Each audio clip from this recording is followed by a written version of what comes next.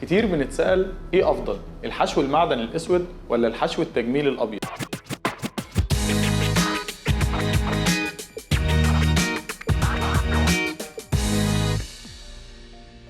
المعظم بيعتقد ان الحشو الابيض وان كان شكله تجميلي الا انه بيقع ومش بيعيش كتير، لكن الحشو الاسود وان كان شكله مش افضل حاجه الا انه بيعيش كتير. والمعتقدات دي للاسف كانت سبب في دمار اسنان كتير، لان الحشو الاسود وان كان له مميزاته الا انه له عيوب مدمره، واللي من اهمها انه بيتمدد مع العمر، وبالتالي بيبدا يضغط على جدران السن، واللي بينتهي بيها الموضوع لانها بتتكسر حتى وان فضلت الحشوه في مكانها. والمعتقد الثاني الخاطئ ان الحشو التجميل ضعيف وبيقع، هو سببه مش الحشو نفسه، ولكن السبب ان الحشو ده بيتعمل بطريقه غير علميه. لو استخدمنا افضل انواع الحشو التجميلي واتنفذت كل خطوه بشكل علمي على ايد طبيب مختص، فبنقدر نرجع الاسنان لشكلها الطبيعي بحشوه تجميليه قويه وما بتقعش. عشان كده حاول ما تعملش ابدا حشو معدن تاني، ولو عندك حشوات معدنيه حاول تراجع طبيب مختص عشان يقرر لك هي محتاجه تتغير ولا لا.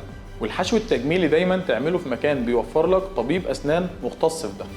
دكتور عمار دنتال كلينكس، اختيارك الأول.